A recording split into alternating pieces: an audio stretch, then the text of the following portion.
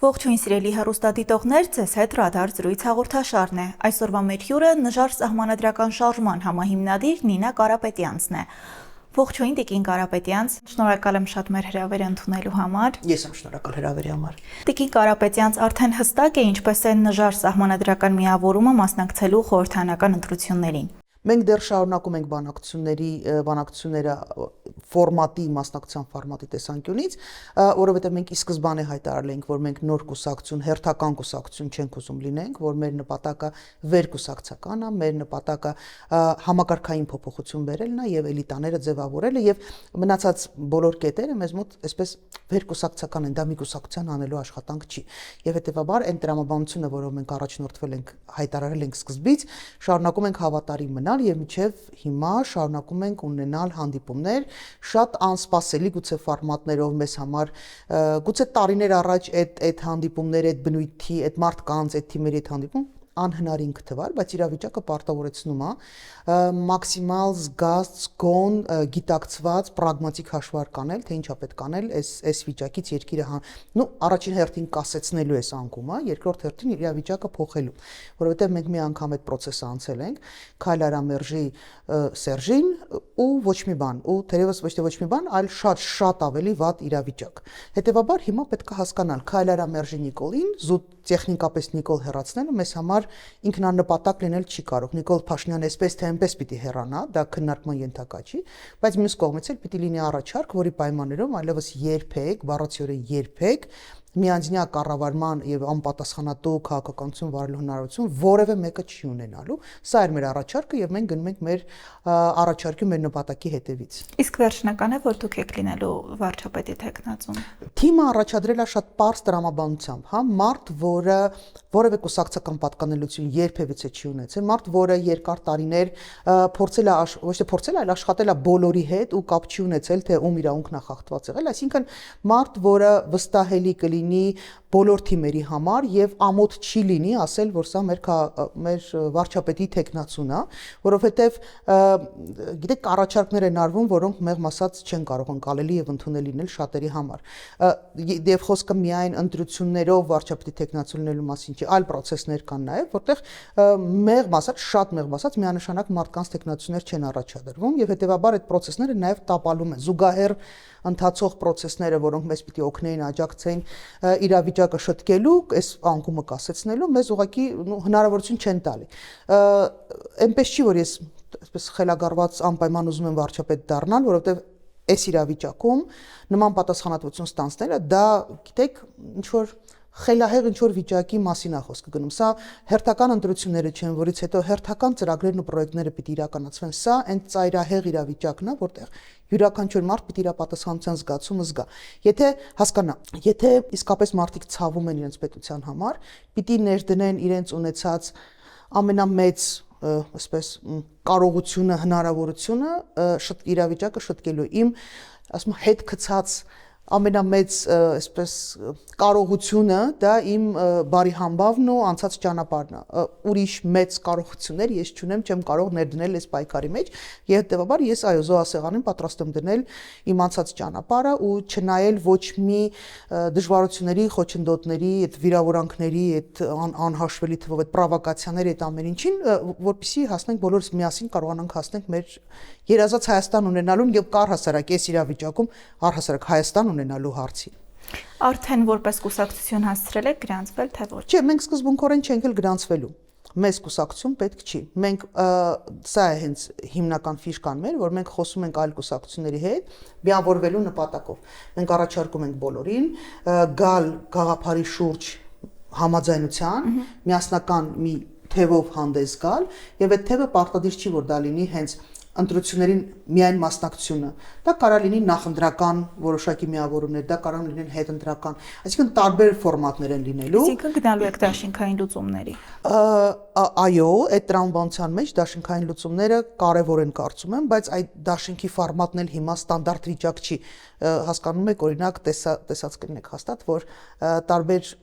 կուսակցություններ կամ քաղաքական թիմեր իրար միավորվում են, բայց ոչ թե իրենց կուսակցություններով, այլ նաև օրինակ մեկ կուսակցության ցուցակով գնալու պայմանավորվածությամբ, որովհետև հասկանում են նաև ռիսկերը, վտանգները, որոնք որ որոնց հաստատապես բախվելու ենք այս ընթացքում, որովհետև ես վստահ կարող եմ ասել, որ որևէ կերպ օրենքը իրավունքը չի պաշտպանվելու, որևէ կերպ արդար ընտրություններ այս պահից կարող եմ ասել, որ տեղի չեն ունենալու, որովհետև եթե մարդը հայտարարում է, որ իրանց 65% բան են ունենալու, ձայներ են ունենալու, կամ մարդ, որը ունի բոլոր լծակները, երկրի ղեկավար, որ ունի բոլոր լծակները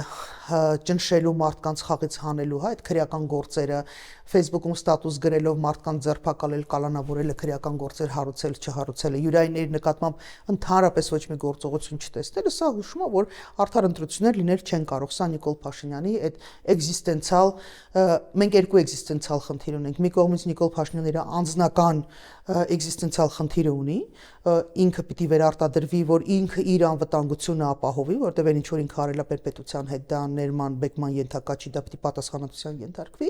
եւ մյուս կողմից Հայաստանի պետության էգզիստենցիալ խնդիրն է, եւ հետեւաբար ես կարծում եմ, որ շատ թեժ է լինելու, այսպիսի թեժ ընտրություններ մենք միջև այս պահը կարծում եմ չենք ունեցել։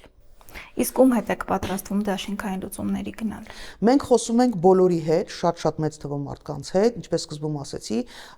բազմաթիվ մարդիկ, թիմեր, ում հետ այլ իրավիճակում հաստատապես ընդհանուր ոչինչ չունենք ու չենք կարող հանդիպել խոսալ, այս իրավիճակում ես կարծում եմ պետք է այն քարը փեշից թափել ու գնալ խոսել բոլորի հետ, որովհետև դիմադրությունը պետք է լինի միասնական։ Այս արհավիրքի դիմադրությունը կարող են կանգնեցնել միայն միասնաբար։ Իսկ հնարավոր է Սամվել Կարապետյանի հետ միավորվեք։ Ես ում հասկանում չեմ բոլոր Սամվել Կարապետյանի անունը տալի, ասում եմ դու ժոր դուք ուրիշ հերոսի անուն չգիտեք, որովհետև Սամվել Կարապետյանը միակը չի։ Անշուշտ ինքը բավականին տենց մեծ ուժ, ազդեցիկ ուժ, ռեսուրսային առումով բավականին հզոր ուժ, ընդունում ենք։ Մենք գաղտնիք չենք պահել, որ նաև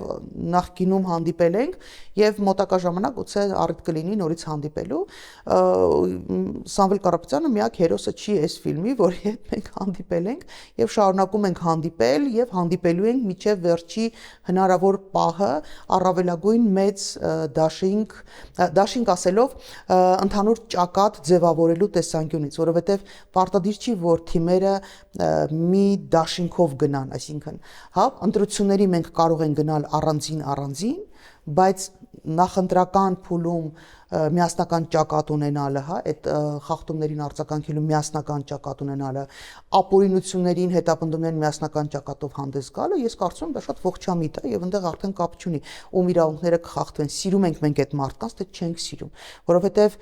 եթե օրենքը խախտվում է, եթե սահմանադրությունը ոտնահարվում է, կապ չունի դու այդ մարդուն սիրում ես, թե չես սիրում, որովհետեւ եթե այսօր դու թույլ տվեցիր կամ աչք փակեցիր, որ ինչ որ մեկի նկատմամբ հետապնդում ու ճնշում տեղի ունեցել, վաղը դու ես լինելու հաջորդ զոհը, հետո մյուսն է լինելու, դա այն էր, ինչ որ ես օրինակ նախորդ իշխանություններին անդադ բացատրում եմ, ինչի է պետք ունենալ, օրինակ անկախ արդարադատության համակարգ, որովհետև եթե դու չունես այդ արդարադատության համակարգը, ինքը խամաճիկ բնույթ է կրում, վաղը դուք եք դառնալու այդ համակարգի զոհը եւ ես ոչ թե այն բանին ասում այ որ դու անեկդոտ կար ասում գնոջի վրա ասում դու որ չկրկռար, այսքան վատ բաներ չեն, սա կրկռոց չէր, սա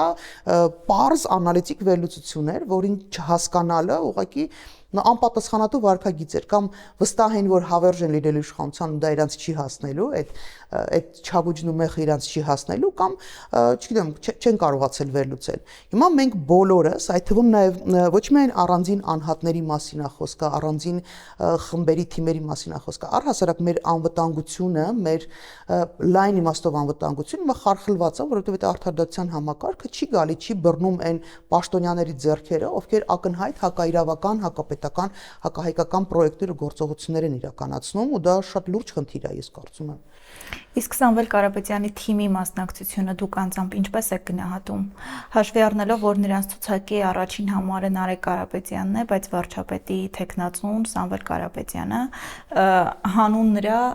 այսինքն սահմանադրություն են ուզում փոխեն ինչպես եք վերաբերվում այդ հարցի մեկ անձի համար սահմանադրությունը փոխելուն Բոլոր իրավիճակներում մեկ անձին հարմարեցնել իր սահմանադրությունը շատ սխալ է, որտեղ սահմանադրությունը մեր բոլորի խաղի կանոններն են ու ամեն անգամ մենք սահմանադրությունը փաստացի փոխել ենք մեկ անձին հարմարեցնելու համար մեր սահմանադրությունները ցավալիորեն երբեք չեն փոխվել, որովհետև իրավիճակը աշխարհաքաղաքական ինչ որ իրադարձություններ են տեղի ունեցել կամ մենք ներքին ժողովրդով ազգով ինչ որ նպատակ ենք ձևակերպել ու այդ նպատակին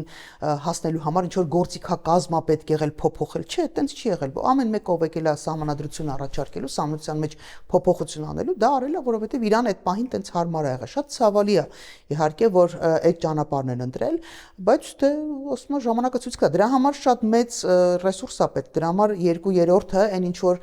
Նիկոլ Փաշինյանն է երազում բացարձակ մեծամասնություն, այդ նույն տրամաբանությամբ Սամվել Կարապետյանի թիմն է ենթադրում, որ են կարող են հավաքել։ Ես վստահ չեմ, որ են կարող են այդքան ձայն հավաքել, այդ փոփոխությունը իրականացնել։ Դա շատ անիրատեսական է, շատ ավելի ողջամիտ կլիներ այլ լուծումներ առաջարկել, այլ տրամաբանության մեջ։ Դա կարող է նաև քաղաքական հնարք լինի, մարդիկ ուզում են տեսնել ուժեղ առաջ, կա ինչ-որ մի խավ, որը ուզում է անպայման տեսնել, այլ շատ ուժեղ առաջնորդի, որովհետև մենք այլ թիմից էլ ենք տեսնում այդ ուժեղ առաջնորդ բանի մեջ, էլի կերպարի մեջ մտած մեկ այլ կերպարել ենք տեսնում, այնպես որ կարծում եմ կերպարային ավելի շատ, ես վստահ չեմ, որ պատկերը ամբողջական է հանրության համար։ Իշխանությունը հաճախ նշում է, որ Սամվել Կարապետյանի ունեցվածքը դրսում է Ռուսաստանում եւ նա չի կարող անկախ արտաքին քաղաքականություն վարել։ Էլի Սամվել Կարապետյանը այս երկրում ասմացի իրանից ուրիշ քաղաքական ուժ չկա, ես լավ կներեք, ասում ձեր հարցը տվեք։ Նա անկախ արտաքին քաղաքականություն կարող է վարել հաշվի առնելով, որ նրա կապիտալը դրսում է։ Հենց դա է պատճառը եղել, որ մենք օրինակ ես վստահ եմ, որ Սամվել Կարապետյանը շատ սրտացավ հայրենիքի նկատմամբ շատ սրտացավ մարդ է, ես անկեղծորեն հավատում եմ դրան, որովհետև դա ինքը ուղղակի խոսքերով չի ասել։ Այդ մարդը իսկապես ես օրինակ Արցախում հիվանդանոց առաջի անգամ երբ տեսա, ապշել էի ու շատ ավելի ուշ եմ իմացել պատերազմից, Արցախի հանձնումից հետո եմ օրինակ իմացել, որ Արցախի այդ հսկայական աննկարագրելի չափերի հիվանդանոցը իր ամբողջ այդ սարքավորումներով, այդ ամբողջ այդ իրենց ներքին կավորանքով, դա հենց Սամվել Կարապետյանի նվիրատվությունն է։ Այսինքն մարդը եւ մենակ այդ հիվանդանոցի մասին չի խոսքը, բազմաթիվ ներդրումներ ա ունեցել ու ինքը կարիք ու ամենակարևորը ուրիշների նման ամեն այդ բանը, հա, ամեն չոփը դրած տնկած չոփը, որը իր պարտավորությունն է, սահմանադրական պարտականությունն է անելու, չի պատմել ամբողջ աշխարհին, որտեղ մենք չենք էլ իմացել, մենք այս վերջերս ենք այդ քրեական հետապնդումը սկսելուց հետո ենք սկսել ինչ որ ինֆորմացիաներ իմանալ։ Մարդը այսինքն արել է գործողություններ ու լռել է դրա մասին։ Ասել է թե իր հայրենիքը սիրելը, հայրենիքին ինչ որ բան տալու հարցը իմ համար օրինակ կասկածից դուրս է, բայց դա է հենց պատճառը, որ մենք առաջարկել ենք, օրինակ, ինչու ենք առաջարկում անկախ վարչապետի տեխնացու, որը չունի որևէ կախվածություն, որևէ այլ երկրից, որևէ այլ պետությունից, որևէ այլ ֆինանսական թիմերից, որևէ քաղաքական թիմերից, ինչու ենք մենք այդպիսի առաջարկ անում, որովհետև չօգտվել այն նվիրական բաներից, հա, ներդրումներից, որոնք անում է օրինակ նույն Սամվել Կարապետյանը, դա սխալ է։ Այս մարդիկ սփյուռք առհասարակ մեծ աշխատանք ունի այստեղ անելու, բայց նաև կախվածությունը ֆինանսականը իհարկե դժվարություն է առաջացնում, մարդկանց մոտ կասկածներ է առաջացնում, մարդկանց մոտ անհանգստություն է առաջացնում, եւ դա հիմքեր ունի։ Հիմա մեր տրամաբանական առաջարկն ինչ էր, որ մենք կարող ենք միավորվել նաև այն տրամաբանությամբ, որ դուք օրինակ ունենաք ինչ որ բլոգեր, բայց երկրի ղեկավարի տեսակետից անխոցելի մարդ պիտի լինի։ Սա մեր առաջարկներից օրինակ մեկն է եղել։ Մենք տարբեր բաներ ենք քննարկել բնականաբար, բայց առաջարկներից մեկը տեղ է եղել։ Անցնենք Սամվել Կարապետյանին, անդրադառնանք Ռոբերտ Քոչարյանին, նա կրկին գլխավորելու է Հայաստան դաշինքը, ինչպես է, եւ վստահ է, որ հաղթելու է, չգիտեմ, նա էլ է հաղթելու մասին խոսում, իրատեսական համարում եք Ռոբերտ Քոչարյանին։ Հաղթելու գալ իշխանության, բացառում եմ որպես այդ։ Իր լեզվով ասել է կրելու ենք։ Կռելու ենք։ Այո։ Ես նախորդ անգամից եմ հիշում։ Տեսեք, Ռոբերտ Քոչարյանի ընտրողները շատ է խոսացվել դրա մասին, արդյոք կարիք կա փոխելու օրինակ իր թիմում լիդերությունը այլ մարդկանց, հա, առաջնորդությունը այլ մարդկանց հանձնելու։ Ես խորին համոզմունք ունեմ, որ Ռոբերտ Քոչարյանին ընտրող մարդիկ իրանք ընտրում են այ Ռոբերտ Քոչարյան կերպարը, որովհետև այնտեղ հիմքում գաղափար չկա,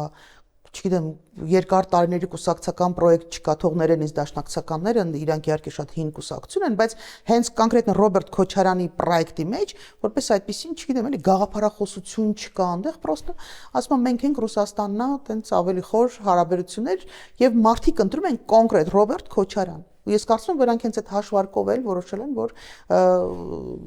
ինքը պիտի լինի այդ թևի առաջնորդը, կարող են իրանք հաղթել, միանձնյա հաղթել, իհարկե ոչ, դա բացառվում է, որովհետև ամենաբարձր անտի-ռեյտինգներից մեկը ունի Ռոբերտ Քոչարյանը։ Իհարկե Նիկոլ Փաշինյանը անտի-ռեյտինգին չի հասնի, որովհետև լսարանի համար, ասեմ, ովքեր պատկերացում չունեն, հաշվարկը արվում է, երբ որ հարցումներ են իրականացվում, կա ռեյտինգ եւ անտի-ռեյտինգ։ Հիմա դու կարող ես ունենալ որոշակի չափով ռեյտինգ, օրինակ չեմ 5-10%, բայց ունենալ 30% անտի-ռեյտինգ։ Եվ ամենաբարձր անտի-ռեյտինգներից մեկը ով ունի, դա Ռոբերտ Քոչարյանն է։ Եվ ինքը շատ լավ գիտի դրա մասին եւ կարծում եմ, որ ինքը իր ընտրողների հետ էլ ազնիվ չի, երբ որ ասում է, որ մենք կռելու ենք։ Տարբերակ չկա իհարկե։ Կարող են պարլամենտ անցնել, դժվարանում եմ ասել, կարող պիտի վստահ լինեն, որ վերջի պահին բոլորին չեն փակելու, բոլորին չեն չգրանցելու, բոլորին չեն ինչ-որ պրոցեսների մասնակցելու, դա տարբերակներից մեկն է, որտեղ Նիկոլ Փաշինյանը բոլորին, թեպետ այդ թևում կան իհարկե մարդիկ, որոնք օրինակ Ռոբերտ Քոչարյանը ակնհայտ այսպես պրոռուսական մոլի երկրպագու է եւ դա չի թաքցնում, իմիջիայլոց գոնե այդքանով ինքը ազնիվ է, որ իր պրոռուսական լինել ինքը չի թաքցնում։ Ինձ համար օրինակ դա անկալելի չի, բայց հասկանալի է, որպես կերպար ինքը հասկանալի է։ Հանրության համար էլ ինքը որպես կերպար, նրանք ովքեր ընտրել են Ռոբերտ Քոչարյանին, շատ հասկանալի են Ռոբերտ Քոչարյանի կերպարը, այլ խնդիր ընդունում են, թե չեն ընդունում։ Այնպես որ ժամանակը ցույց կտա։ Բայց չեք պատկերացնում նրա այդ ձեր համագործակցությունը։ Տեսեք, կան օրինակ ընդհանուր ճակատով պայքար, որտեղ որ նախընտրական փուլում կարող են լինել գործողություններ, օրինակ, ինչը բացատրեմ օրինակ նախապես որևիցե հավաք, որտեղ որ կարող են ներկա լինել բոլորը։ Մենք որևիցե մի ուժի չենք կարող ասել, այ դուք օրինակ, դու չգաս, որովհետև մենք քեզ չենք սիրում։ Տենց չի կարող լինել։ Եվ չի բացառվում, որ լինեն հավաքներ, որտեղ կարող են ներկա լինել նաև օրինակ Ռոբերտ Քոչարյանի ուժերը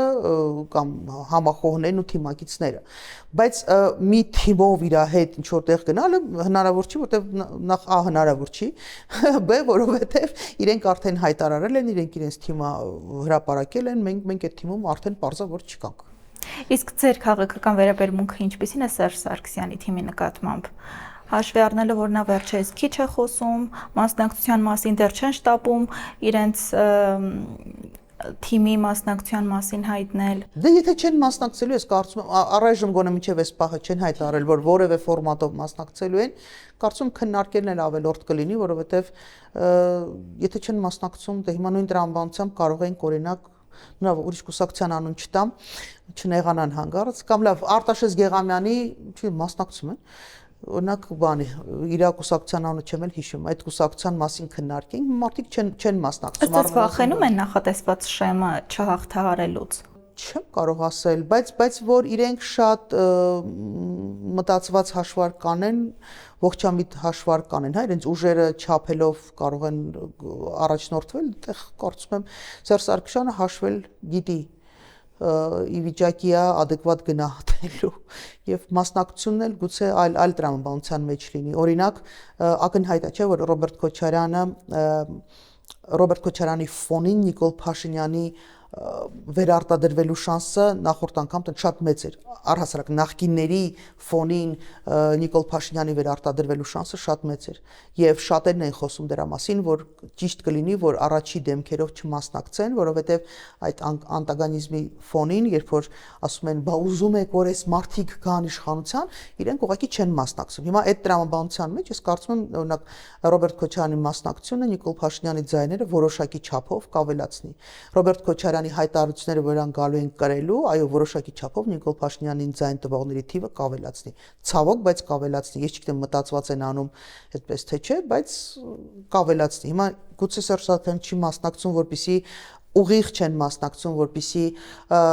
Նիկոլ Փաշինյանի ձայները չավելանան։ Չգիտեմ, կդժվարանամ ուրիշ թիմերի մասին ու իրենց մտածողության մասին կդժվարանամ գնահատողական դատողություններ անել։ Տիկին Կարապետյան, իսկ ըստ ձեզ ինչու է ընդդիմությունը այսպես հատվածական գնում ընտրություններին, թե այնուամենայնիվ կարծում են խորհրդարանական ընտրություններից հետո միավորվելու փորձեր կանեն։ Էդ էլ է տարբերակ, բայց ես չեմ կարծում, որ մենք հիմա հատվածական ենք գնում, որովհետև մենք հիմա տեսնում ենք զուգահեռաբար միավորումներ, որոնք մի քիչ դժվար չէր պատկերացնել, բայց օրինակ մի 6 ամիս առաջ այդպիսի process չկար։ Օրինակ Գագիկ Ծառուկյանի թիմին միացել են որոշակի թվով կուսակցություններ, հիմա վերջի թիվը չգիտեմ, բայց ինչ որ մարդիկ անհատներ նաև նախաձեռնություններ, Արման Թաթոյանի թիմին միացել են տարբեր խմբեր, թիմեր, նախաձեռնություններ, երիտասարդներ միացել են Սամվել Կարապետյանին միանալու տարբեր հայտարարություններ են հնչում ներառյալ անհատների եւ տարբեր թիմերի եւ իրենք էլ հայտարարել են, որ ավելի լայն այսպես ներգրավվածություն են ակնկալում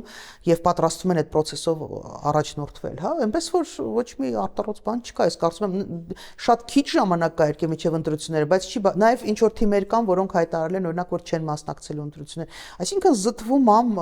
տենց մաղվում է ու ես կարծում եմ որ որոշակի բաներ կլինեն։ Ինչու են կան թիմեր, որոնք առանձին հանդես կգան, որովհետեւ եթե քո նպատակը ոչ մի տեղ չի տեղավորվում,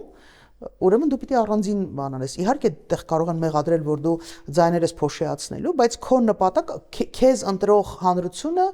ինքը սպասման մեջ է, հա, մենք օրինակ 60% հանրություն ունենք, որոնք սպասման մեջ են ու ինչ որ առաջարկ են սպասում եւ կարծում եմ, որ այդ մարդկանց պիտի ինչ որ բան առաջարկվի։ Գուցե դու ամենամեծ թիվը չհավաքես, բայց եթե ունենաս ներկայացություն օրինակ պարլամենտում եւ կարողանաս այդ մարդկանց ներկայացնես պարլամենտում իրանց իրավունքները փորձես ներկայացնել, բարձրաձայնել իրանց տեսակետները, դա էլ վատ տարբերակ չի։ Գագիկ Ծառուկյանն էլ երեք հայտարարել էր, որ մեր վարչապետի թեկնածուն ոչ հներից է, ոչ նորերից է, ապագայի վարչապետ է ու մեր երկրին այսօր պետք է ապագայի վարչապետ։ Հրաշալի բան են մտածել։ Չգիտեմ անկեղծ ասածով, որտեվ պարոն Ծառուկյանը շատ տենց հետաքրքիր ինտրիգ էր մցրել զրույցի մեջ, ասում էր մի 4-5 հատ վարչապետի տեխնացու ունեմ, խմբեր կան, որոնք չեն կարողանում անգամ մի վարչապետի տեխնացու հաշվարկել ու ներկայացնել, բայց պարոն Ծառուկյանը տենց ինքը միշտ տենց բան է, չէ՞, տենց շատ մեծ թանկ ճոխ սիրում է։ Ես շատ ուրախ եմ, որ իրենք իսկապես ընտրել են ապագայի վարչապետ, լավ առաջարկ եթե ունեն։ Տեսեք, ցանկացած թիմ, որը լավ առաջարկ կանի հանուն Հայաստանի Հանրապետության, դա պիտի ողջունել։ Քննադատելու հարցեր մենք իրար շատ ունենք, անհամաձայնության հարցեր իրար հետ շատ ունենք տիեզերական մասշտաբի։ Բայց ես կարծում եմ, որ հիմա դրա ժամանակը չի։ Հիմա շատ ավելի իրար հետ ընդհանրության գծեր ու ընդհանուր մեծ խնդիրներ լուծելու բաները պետքա, հա, ելակետները պետքա գտնել ու տեղից շարունակել, թե չէ, եթե փորձենք գտնենք ով որտեղ որ ժամանակ ինչ ասեց, ով ինչ հարցում ինչ սայթակում էր ունեցել կամ ինչ սխալ էր ունեցել, մենք այդտեղ անverջ այդ ցիկլի մեջ ենք լինելու եւ դրանից օգտվելու են միայն մեր թշնամիները, թե ներսի թշնամիները, թե դրսի թշնամիները։ Չնայած ես միշտ ասում եմ, որ ես ներսը թշնամի չունեմ, բայց նրանք ովքեր որ սպասարկում են օտարի հակահայկական պրոյեկտները, ես կարծում եմ, որ իրենք կարող են տեղավորվել այդ սեգմենտի մեջ, էլի։ Տիկին Կարապետյան, իշխանությունը ընտրություններին մասնակցում է խաղաղության քարոզարշավով։ Ինքն այդ ինչպես եք վերաբերվում խաղաղության գաղափարին։ Ես չեմ կարծում, որ կա adekvat մարդ, առավել եւս adekvat կին, զավակներ ունեցող մարդ, կին լինի թե տղամարդ, որը վատ կվերաբերվի խաղաղությանը։ Այլ խնդիրը թե դա իսկապես խաղաղություն է, թե դա հիբրիդային խաղաղություն է։ Ասելա թե խաղաղության անվան տակ փաթեթավորված հիբրիդային պատերազմի կամ պատերազմի փաթեթավորում են քեզ բերում ներկայացնել, որովհետև այս իշխանությունները ցավոք սրտի երկար ժամանակ շատ իրողություններ մեզ ներկայացրել է այլ փաթեթավորմամբ, բայց մենք ստացել ենք արդյունքում լրիվ ուրիշ բան։ Հետո եկել ասել են դե մենք սխալվել ենք, դե մենք լավ չենք հասկացել, դե մենք ճիշտ չենք պատկերացրել, մենք սխալ հայրենասեր ենք եղել, իրավիճակը վերջապես փոխվել, մենք մեր խոստումները չենք կատարել, որովհետև եսի մասին ինչ։ Հիմա այս իշխանությունները ես կարծում եմ ինչ որ արել են բավարար է, ես կարծում եմ որ նրանց գնալու ժամանակն է բոլոր իրավիճակներում, անգամ եթե եկեք ընդունենք անհավանական տարբերակ, իսկապես բերել են խաղաղություն, ոնց որ Նիկոլ Փաշինյանն ասում, հարատև խաղաղություն ենք բերել, լավ եք արել, շատ շնորհակալ ենք, ինչ բերել եք, թողեք գնացեք, մենք այդ մնացած ինչ որ պետք է շարունակականություն ապահովել, մենք ապահովենք։ Եթե չես բերել խաղաղություն, ամեն օրվա ռեժիմով մեզ շանտաժի ես ենթարկում ու փորձում ես մեր վրա վաճառել տարբեր դրսի ապրանքներ, հա, այդ շանտաժով, պատերազմի շանտաժով, ուրեմն դու առավել եւս պիտի հեռանաս Հայաստանի Հանրապետության վարչապետի պաշտոնից ու չես կարող շարունակել մնալ։ Այնպես որ խաղաղության դեմ մարդ աշխարհում, այդ թվում նաեւ Ադրբեջանում, ես համոզված եմ, որ Ադրբեջանում շարքային քաղաքացին, մայրը դժվար թե մեծ ցանկություն ունենա պատերազմ ունենալու, որտեղ վերջո իրանք են զոհեր ունենում մնացած բոլոր երկրներում։ Այնպես որ խաղաղության կողմնակից ուղղակի չի կարող լինել adekvat մարդը։ Տիկին Կարապետյան, եթե դուք դառնաք վարչապետ, խաղաղության նախաստորագրված համաձայնագիրը կչեղարկեք, թե այնուամենայնիվ կստորագրեք։ Որևէ փաստաթուղթ չեղարկելու մասին զրույցները ուղղակի անպատասխանատու զրույցներ են։ Դու չես կարող գալ անել ինչ որ անում է Նիկոլ Փաշինյանը, գալ ասել, ես ամեն ինչ չեղարկում եմ, ինչ որ միջև էս պահը եղել է, ու սկսում եմ զրոյական կետից։ Դա բացարձակ եւ տոտալ անպատասխանատու վարքագիծ է։ Այլ խնդիր է, որ շատ արագ փոխվում են իրավիճակները, շատ արագ Եվ ոչ միայն Հայաստանի շուրջ եւ մեր հարևանությամբ, մեր ռեգիոնում, այլ ամբողջ աշխարհում շատ արագ փոփոխվում են իրավիճակները։ Մենք պիտի ունենանք ազգային պետություն, որը պիտի առաջնորդվի բացառապես հայկական շահով եւ բոլոր իրավիճակներում փորձի ստանալ Հայաստանի համար առավելագույնը։ Այն ինչ որ մենք հիմա ունենք, իհարկե շատ ցավալի ու ողբերգական է, որովհետեւ մենք մեր հնարավորություններից միջև մեր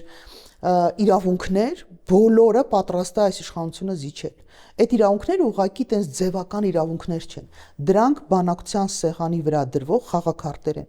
Այ, չգիտեմ, կարտ խաղացել եք երբևիցե։ Երբ որ դու ունես ուժեղ խաղաքարտեր, դու պիտի դրանք շատ ճիշտ դրանք չես կարող ամբողջ ընթացքում sense թափարել, ասել ես էս ունեմ, հեսա ասում սաղից ծեփելու եմ պատերին, փռել եմ ասֆալտին։ Դու տենց չես անում։ Դու հանգիստ, զուսպ, հավասարակշռված սպասում ես այն պահին, երբ որ դու քո ուժեղ քարտերը կարողանալու ես օգտագործել։ Երբ որ դու հրաժարվում ես, ասում ես ինձ պետք չի էս ուժեղ քարտերը, որտեղ երբ որ ես ուժեղ քարտեր ունեմ, այ իմ դիմացին ինձ ուզում է անպայման կրի։ Ժողովուրդ բոլորին ուզում են հաղթել։ Պետություն ունենալ նշանակում է 24 ժամվա ռեժիմով լինել թիրախ, լինել ինչ որ մեկի, այսպես ֆանտազիաների, ցանկությունների բան, հա, օբյեկտ։ Դու պիտի կարողանաս քեզ դրսևորել քո սուբյեկտայնությունը պիտի լինի այնքան բարձր, այսինքն դու ներսում պիտի լինես այնքան համերաշխ, այնքան մեկս մյուսի նկատմամբ վստահություն ունեցող, այնքան ինստիտուցիոնալ կառուցված, որ մեկ անձից կախված չլինի մեր վաղվա օրը։ Դու այնքան պիտի կազմավորված լինես եւ եթե կուզեք հոգեբանորենից սկսած մինչև ինստիտուցիոնալ կառույցներով այնքան պիտի կազմավորված լինես, որ կարողանաս ճիշտ ժամանակին քո շահերը առաջ տանելու։ Սա, չգիտեմ, ուրիշ տարբերակ ուղղակի չկա բոլոր աշխարհի երկրները, հատկապես փոքր երկրները, որոնք չունեն անծայրածիր եւ անսահման ռեսուրսներ, կարողանում են ռեսուրսները անընդհատ վաճառելով իրենց հարցերը լուծել։ Փոքր երկրները, փոքր ժողովուրդներն ու համեմատաբար իհարկե փոքր երկրները պիտի կարողանան իրենց մաքսիմալ արդյունավետությունը ապահովեն, օգտագործեն իրենց բոլոր ռեսուրսները։ Երբ որ գալիս է իշխանություն, որ ասում է վերջ Սփյուռքը մեր հետ կապ չունի, ասում է ճանապարհեք թող գնան, մենք իրանց հետ չենք խաղալու սրանից հետո, դա գիտեք ամենաթշնամական քայլն է, որովհետև այն երկրներ, շատ քիչ երկրներ ունեն այսքան մեծ Սփյուռք։ Եվ այն երկրները, որոնք կարողացել են մաքսիմում արդյունավետ օգտագործել Սփյուռքի գիտելիքը, փորձը, կարողությունը, ցանցային լինելը, եկեղեցին ֆանտաստիկ հնարավորություն ունի, հայությանը միավորող ֆանտաստիկ համակարգ է, կայացած համակարգ է, մեզ բոլորիս, այն քիչ բաներից է, որ մեզ բոլորիս միավորում է, բայց դու եկեղեցուն այս վիճակին գցես, հեղինակության հետ այսքան խաղաս ու չմտածես վաղվա օրվա մասին, որ դու պիտի օգտագործես դա որպես, ես ներողություն եմ խնդրում հառաքելական եկեղեցուց ու հետևորդներից, բայց որպես գործիք, լավ իմաստով եմ ասում, որպես գործիք օգտագործես քո շահերը, քո նպատակները առաջ տանելու համար, դու ուղղակի այս պետության թշնամին ես։ Ցավում եմ, բայց դա այդպես է։ Մենք ունենք այդ հնարավորությունը այս ամեն ինչը ճիշտ օգտագործելու։ Հազարապատիկ անգամ, չեմ 1000 անգամ բոլոր բաները ասում, այո, մենք ունենք։ Մենք դրա տարբեր լավ օրինակներն եք տեսնում։ Շատերը սրտնեղում են, որ Իսրայելի օրինակն ես բերում, բայց մի հատ տեսեք, Իսրայելը իր նպատակներին, վատ նպատակներին, լավ նպատակներին կապ չունի, բարի նպատակներին, չար նպատակներին կապ չունի։ Իր նպատակներին հասնելու համար, իր պետությունը ամրացնելու, իրան բարիք ստեղծելու համար հələ մի հատ տեսեք ինչ է անում։ Մի հատ տեսեք ոնց է իր կապերը օգտագործում, ոնց է տարբեր երկրներում ապրող համայնքի ներկայացուցիչներին ներգրաված պահում, միջև անգամ գնում է մեղմ ասած այդքան ոչ բարոյական ճանապարհներով կարող է գնալ, բայց դա բացարձակ կապ չունի, ինքը ունի պետություն, ինքը ունի նպատակ, ու ինքը այդ պետության նպատակին հասնելու համար գնում է առաջ։ Լավ, մենք դրա մեկ 10-րդ մասը եթե հիմա փորձեինք անել, մենք հիմա երևի աշխարհի ամենաազդեցիկ պետություններից մեկն ենք լինելու, բայց դա մենք չենք արել, որովհետև մենք որոշել ենք, որ այ խեղճ որբ եթիմ կարգավիճակով ապրելը շատ ավելի անվտանգ է։ Կարևորը որ դու տենց խեղճ ձևանաս, վիզդ էլ ծուրման գաս, որ հանգարց հարևաններից մեկը չկասկածի, որ դու կարաս ինչ-որ մի բան անես։ Մեր կարողությունները շատ ավելի մեծ են, մեր հնարավորությունները անսահման մեծ են, մենք անգամ չենք գիտակցում մեր կարողությունների հնարավորությունների ծավալը, եւ ես կարծում եմ, որ շատերը ովքեր հիմա աջակցում են, այդ թվում նաեւ Նիկոլ Փաշինյանը, մի հատ նայեք ովքեր են աջակցում, իրանք շատ լավ գիտակցում ու գնահատում են մեր կարողություններն ու հնարավորությունները եւ դրա համար է իրանց պետք, որ Նիկոլ Փաշինյաններ լինեն մեր ապագայում նաեւ մեր ղեկավարները, որոնք ոչինչ չեն անելու մեր կարողությունները, հնարավորությունները ճիշտ ու ռացիոնալ մաքսիմում օգտակարությամբ օգտագործելու։ Իսկ մենք դա պիտի անենք։ Այսօր կլինի ներողություն, վաղը կլինի, որորն էլ լինի, մենք դա ինչ-որ մի պահի պիտի շուտ կսկսենք, շուտ կհասնենք մաքսիմալ հաջողության։ Ինչքան ուշացրեցինք, էլի լինելու է։ Ուղղակի ժամանակ են կորցնում, իսկ ժամանակը ամենաթանկ ռեսուրսներից մեկն է, որտեղ չվերականգնվող ռեսուրս է։ Տիկին Կարապետյանց վարչապետ ընտրվելու դեպքում ձեզ տեսնում եք Ադրբեջանի եւ Թուրքիայի հետ բանակցելիս։ Բնականաբար բոլոր իրավիճակ մենք չենք ունեցել նախագահ, որը չի ղեկավար երկրի, որը չի բանակցել Թուրքիայի, Ադրբեջանի հետ եւ ոչ միայն իրանց հետ, բոլոր հարևանների հետ, բոլոր այն երկրների հետ, որոնք որ մեզ հետ այդքան լավ հարաբերություններ, բոլորի հետ, որովհետեւ մենք նայեք, շատ մեծ տարբերություն կա։ Համեմատաբար հեռու գտնվող երկրները իրենք ինչ որ ժամանակ գալիս են Հայաստան, հետո հեռանում են Հայաստանից, հետո կարող են գալ, կարող են չվերադառնալ, քո հարևանների հետ մարդկային նորմալ, ասում դուրը դռան վրա հարևանի հետ բարև տալը, դա քո սրբազան պարտքն է։ Նորմալ հարաբերություններ ունենալը դա ցանկացած մարդուց սրբազան պարտքն է։ Դու չես կարող չբանակցել, դու չես կարող չփորձել նորմալացնել հարաբերությունները, բայց դա չի կարող լինել քո իրավունքների հաշվին, քո ինքնիշխանության հաշվին, քո տարածքային ամբողջականության հաշվին։ Դա այդպես չի լինում։ Եթե ընտրությունները չարդարացնեն ձեր սպասելիքները, ինչ քաղաքական ճանապարհ կընտրեք։ Իմ քաղաքական սպասելիքները ոչ թե պաշտոն զբաղեցնելն է, իմ քաղաքական սպասելիքը դա ստեղծել միջավայր, որտեղ հայկական պրոյեկտները, հայկական պետականությունը կունենա հնարավորինս ինստիտուցիոնալիզացված ապագա, մենք կունենանք միջավայր, որտեղ մենք կձևավորենք մեր էլիտաներին, ասելա թե հատկապես քաղաքական էլիտաներին, դա շատ կարևոր է։ Մենք մեր խնդիրներից մեկը նա է, որ մենք չունենք քաղաքական էլիտողներ են ինձ հազար անգամ հազար տարվա քաղաքական գործիչները, բայց մենք քաղաքական էլիտաներ չունենք։ Ես առիթ եմ ունեցել հատկապես այս ընթացքում հանդիպել մարդկանց հետ, որոնք երկար ժամանակ քաղաքական process-ների մեջ են եղել, բայց որ հետը խոսում է զրո քաղաքական միտք ունի, զրո ինչ որ տենց էմոցիոնալ, ինչ որ տենց ֆանտաստիկ, ինչ որ կյանքից կտրված իրականության մեջ կապ չունեցող կամ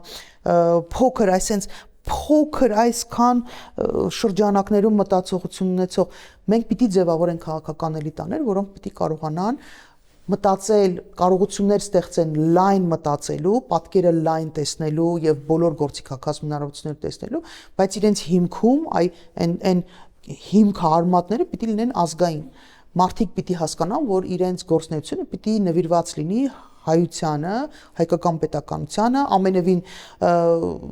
երբ ես ասում եմ հայությանը, դա վերաբերվում է մեր բոլոր փոքրամասնություններին, որովհետև մենք այնքան սինխրոն ենք շնչում իրար հետ, այնքան միասնական է, որ դա անգամ կասկածի տեղ չի տալիս, էլի, այդ մենք բոլորս բանի մեջ ենք, նույն վայբի մեջ ենք, ասի երիտասարդներ։ Ասել է թե հայկականությունը պիտի հիմքում դրված լինի, թե հետո ով որտեղ ինչ կուսակցություն կգնա, մեկը սոցիալ-դեմոկրատ կլինի, մեկը պահպանողական կլինի, Աստված ձեր հետ, ասում գնացեք մտածեք։ Ասել է թե